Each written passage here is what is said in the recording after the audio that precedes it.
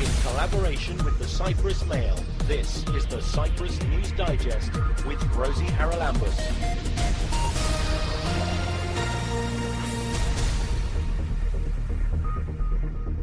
For a week now, dozens of asylum seekers have been sleeping rough in the car park outside the Aliens and Immigration Department, waiting to file their applications. But the door remains firmly shut for most of them, some of whom have fled their homes in fear of their lives. I have injury on my leg. That those people were beating me with collars, with a stick. They were beating us.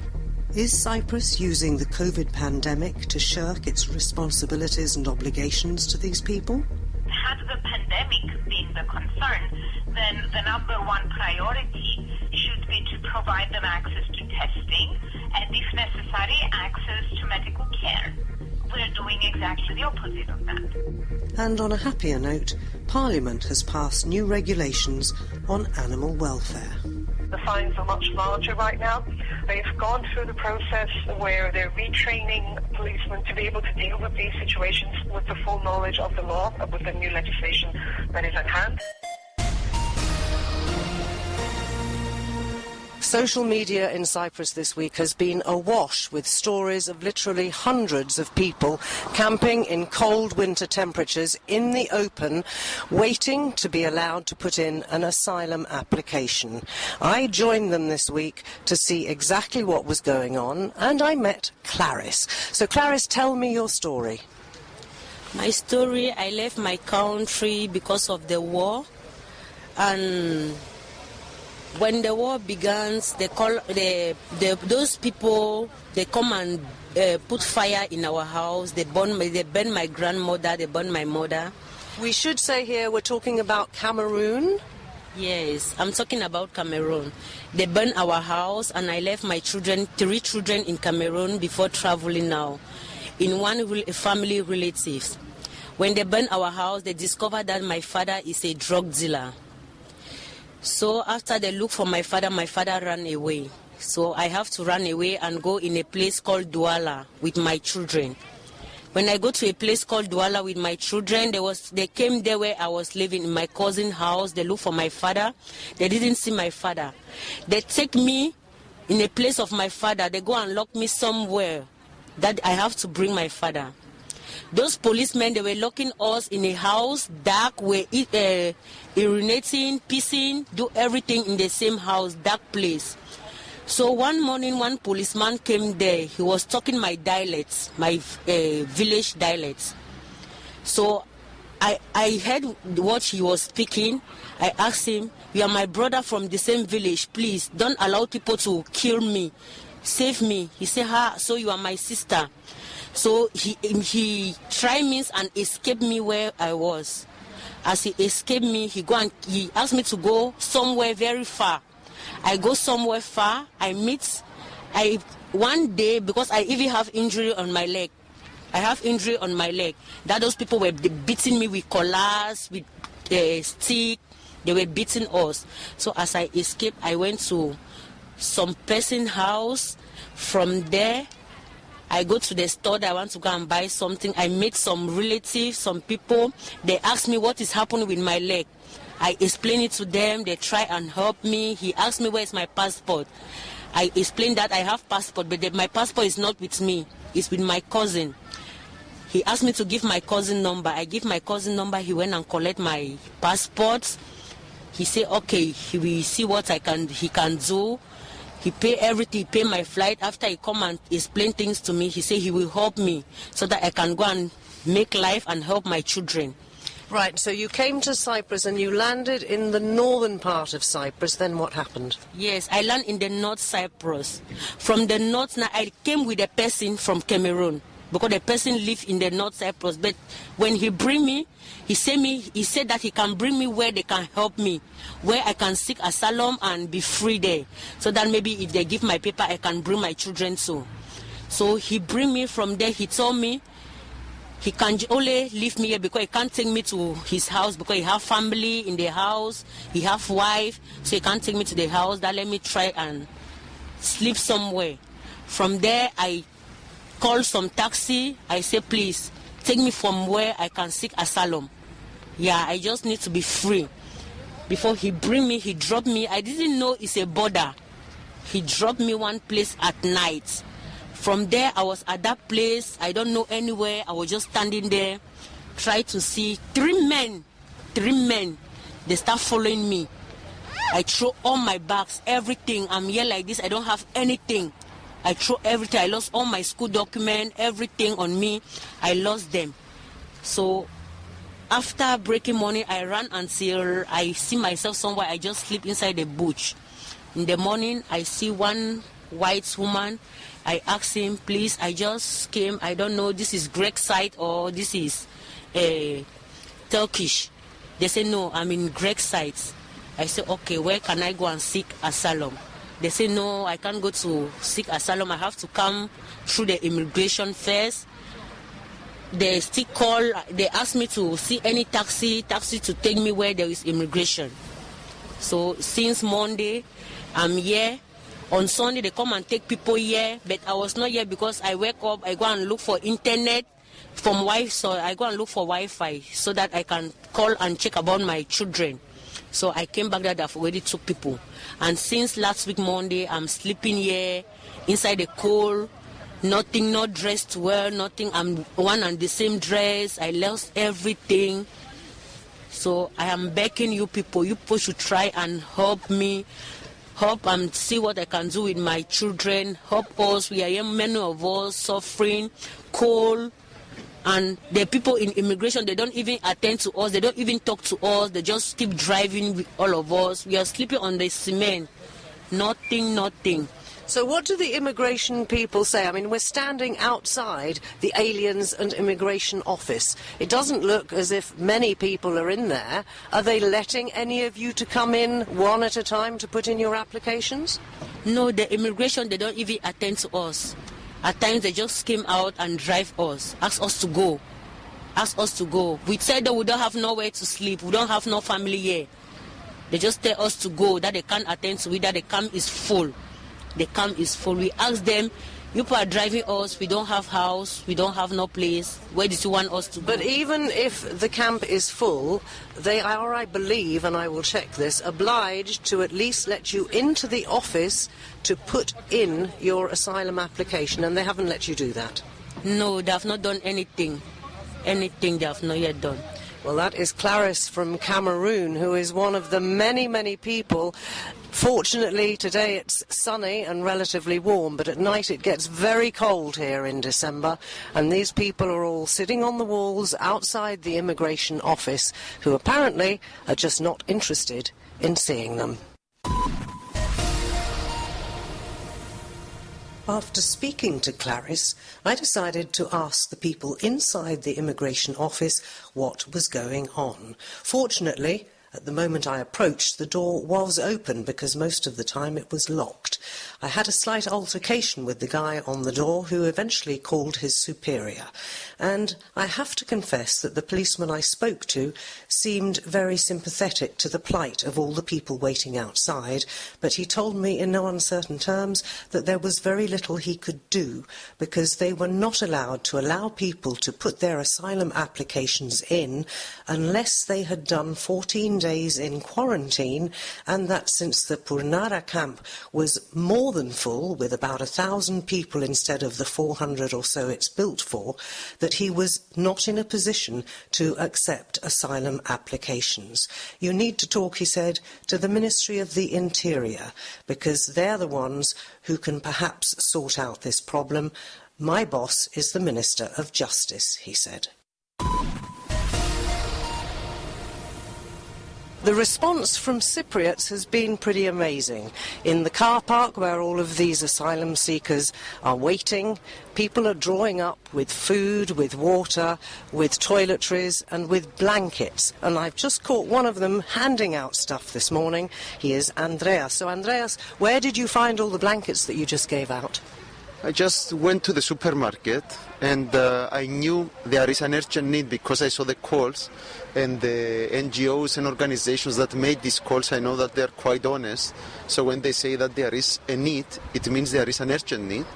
So I decided to mobilize myself, take some hours off from work, buy some stuff which I think are very important right now, including toilet paper, blankets, food, even some masks, some protective masks, because I know that all people are together here.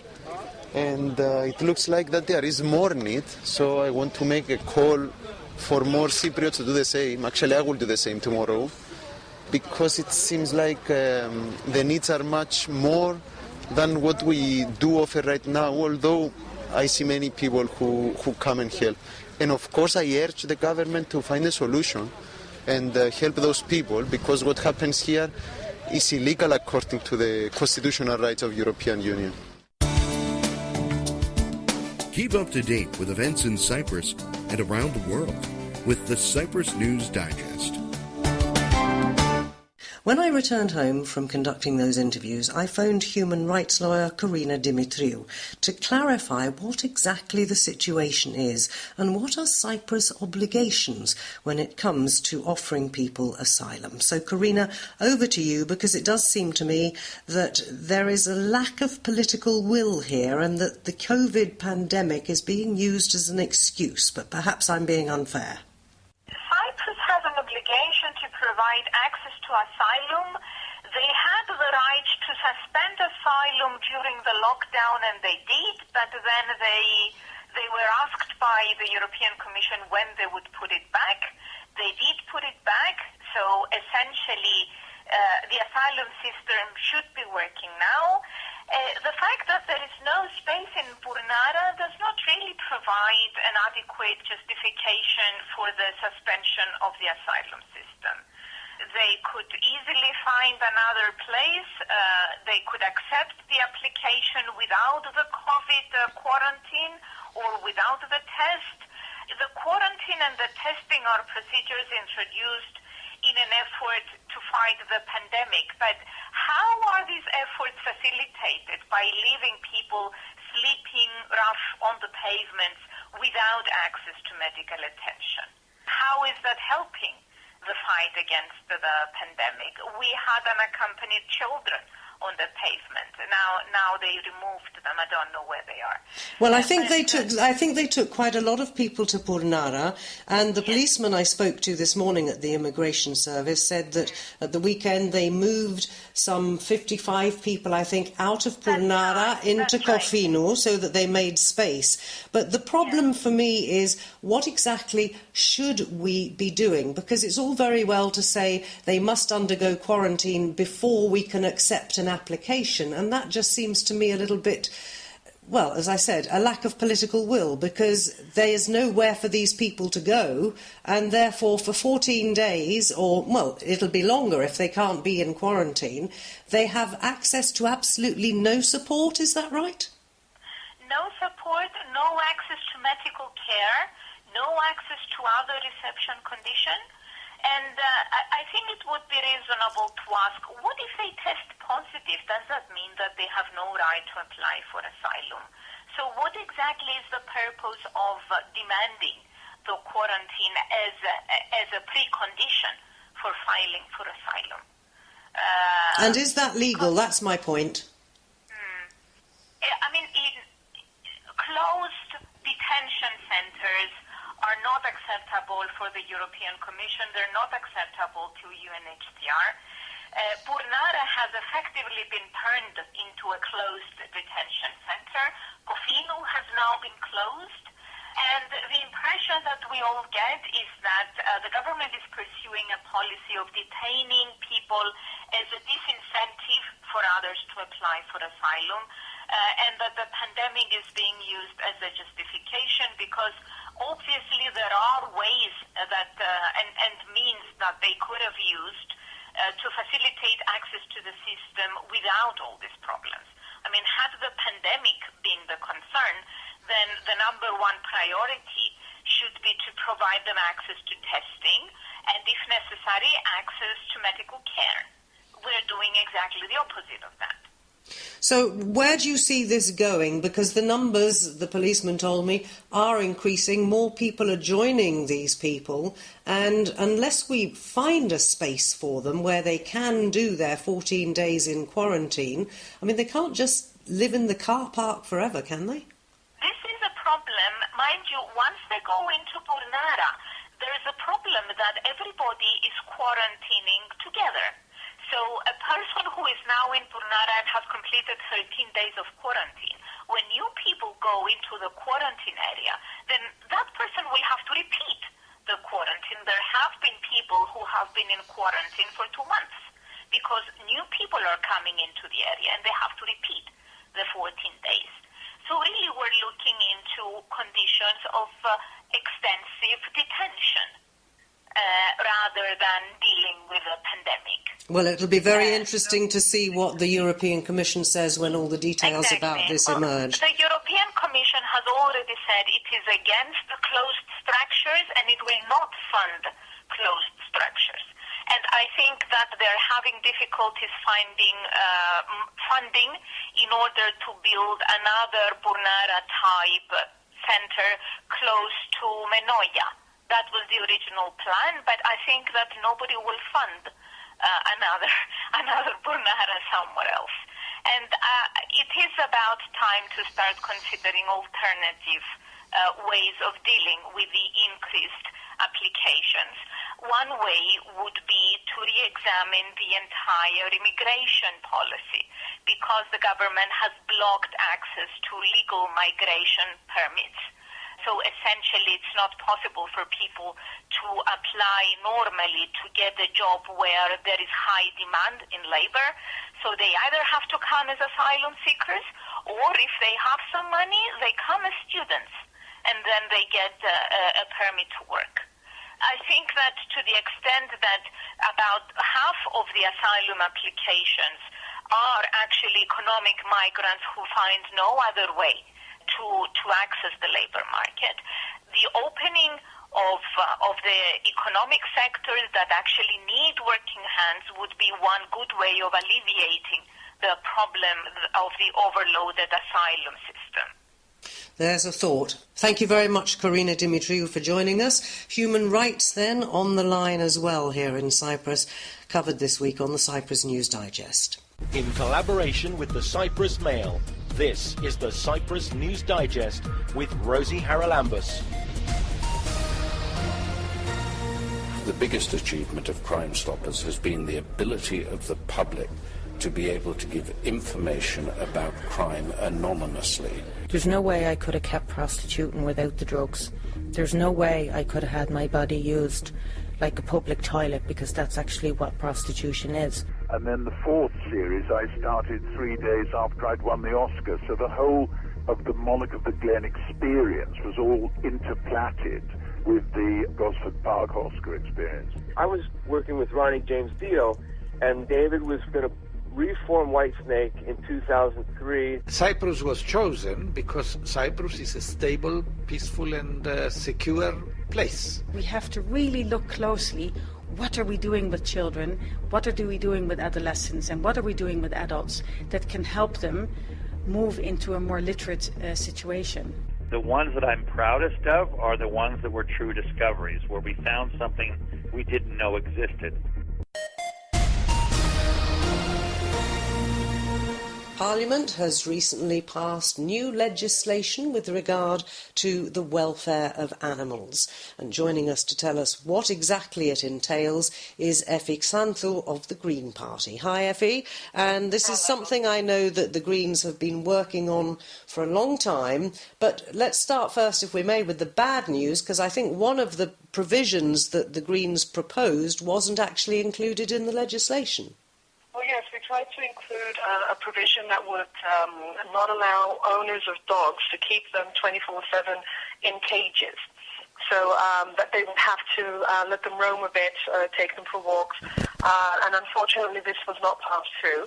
Now, we have a promise from the government that they're going to prepare obligations towards the legislation that they're going to bring forward later, and they're going to include this. But I think that the fact that the the majority of MPs did not decide that this was important enough to put in the legislation does not bode well, even if the government does decide to bring it over as a new legislation.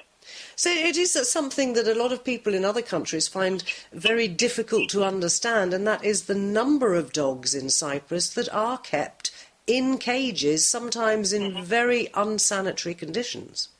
Yes, and we have to understand that this is usually a problem that we have with hunters, because they keep a big number of dogs, and they only use them, if I can use the word, on the odd Sunday that they'll be able to go for hunting. So they don't really care enough to... I'm not talking about all hunters, of course, but still, there's a big majority of them that they don't really understand and care about making sure that they have good livable conditions. They just need a cage. They want it to be safe. They want to be sure that they're not going to be impregnated if they're female dogs, and that's basically it. And usually it's in rural areas. It's in areas outside of the cities where they're kept like in mass, although we do find cages within city limits as well. But it's more easy when it's within city limits for a sensitive soul to actually see this and report it. And then we go through the process of trying to ensure that there are better conditions, living conditions for this animal. Otherwise, we try to take it away from the current owner. So what did the legislation include?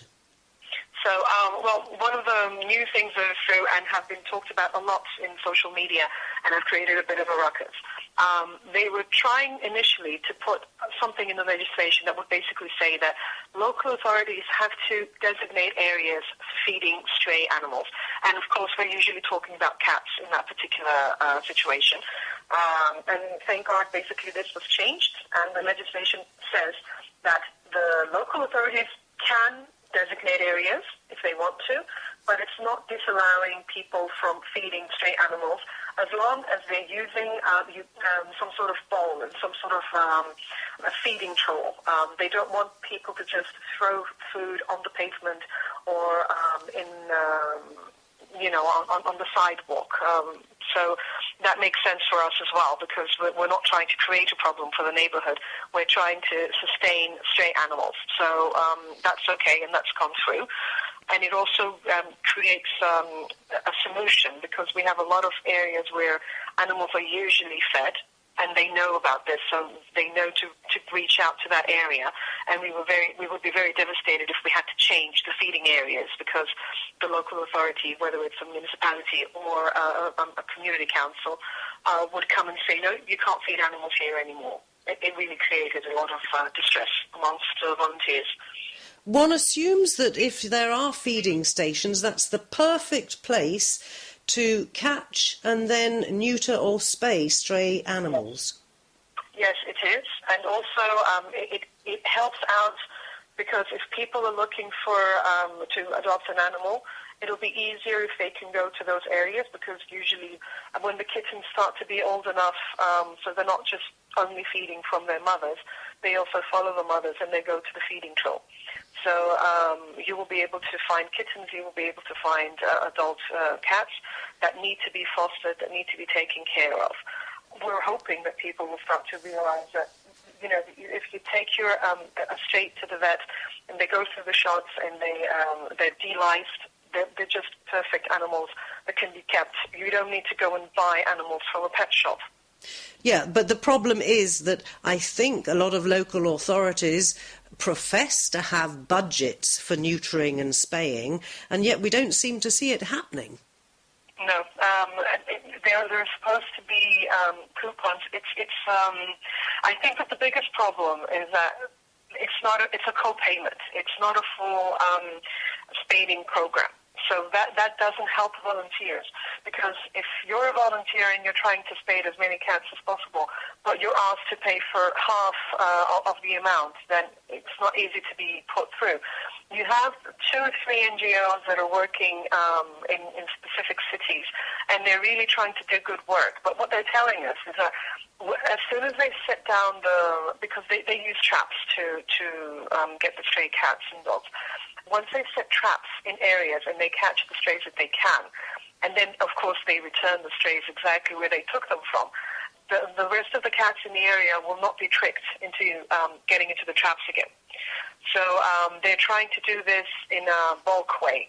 Like they try to organize it so that there's enough people, enough volunteers, that they can go to various vets, because it's the only way to make sure that a specific area has had the majority, at least, of cats spaded. So that's the one thing. The other thing is various people that are trying to take care or adopt for a short period of time kittens, especially when they seem to be lost or are not taken care of. And these are people that, again, they're trying to do the right thing, but they're not going to keep those animals because they already have the animals of their own. And again, you can't ask them to pay the 60, 90, 120 euros. I've heard everything concerning spading, especially cats, female cats. I think that's where the biggest problem is. Now, as Cyprus Greens, again, we are co-funding this process. So if somebody gets a coupon from a government authority, we will pay for the rest of the amount. So that way we're hoping to promote the spading. But another problem that seems to be arising is that we have had vets that are spading cats, but they're not clipping their ears. So we've been returning cats that have already been spaded and are put through the process, and especially for the female cats, this is an operation. So we are paying the vets again for the process that they've done on a cat that's already been spaded. So we're really trying to increase the knowledge that cats need to be clipped on the ears when they're spaded. Yes, spayed females should have that little notch out of their ears, shouldn't they, so that people know they have been done. OK, Effie, it's hopeful that we will get more people involved in these sort of campaigns, but very quickly, anything else in the legislation of concern to the average person? Yes, it's very important to know that it's a bit more strict about animal welfare in general. So if people are reporting a dog or a cat or any animal that is being kept is not totally taken care of, if they're reporting this to the police, the fines are much larger right now. They've gone through the process where they're retraining policemen to be able to deal with these situations with the full knowledge of the law, with the new legislation that is at hand. And we also have the district committees for animal welfare.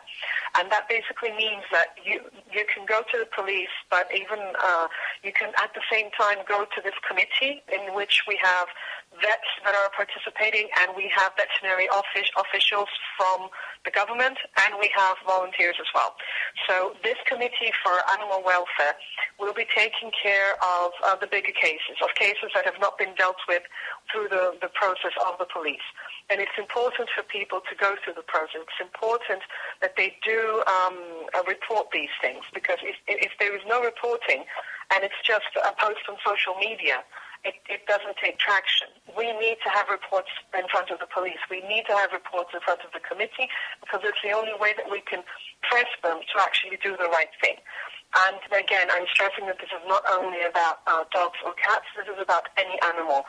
So whether it's a horse that is just being kept out in all kinds of weathers or without any shelter, whether it's somebody that has an exotic animal and it's kept in a very clustered, small space. All these things are things that should be taken care of. And we as the Cyprus Green Party, now with the new legislation, we are submitting various complaints that we have had during the years that have not been dealt with, because, again, the new legislation is a bit stricter about what you consider to be animal welfare and how basically you can prove this in court.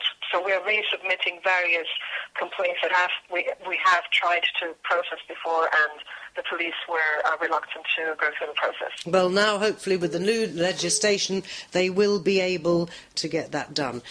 A pleasure talking to you, Effie. Good news for our animals at last. Thank you, Rosie. As always, it was a pleasure for me too. And just before I go, let me bring you up to date on that story about the asylum seekers camping outside. I passed by yesterday afternoon to see buses waiting for them. They were assembled in front of the steps of the Aliens and Immigrations Department, and there was a woman on the steps who was presumably giving them instructions. They told me they are being moved, although they didn't actually know where to. This follows the announcement on Wednesday by the Interior Ministry that the government had agreed to rent a building to accommodate these people. And how appropriate that it happened on December the 10th, which is, of course, International Human Rights Day.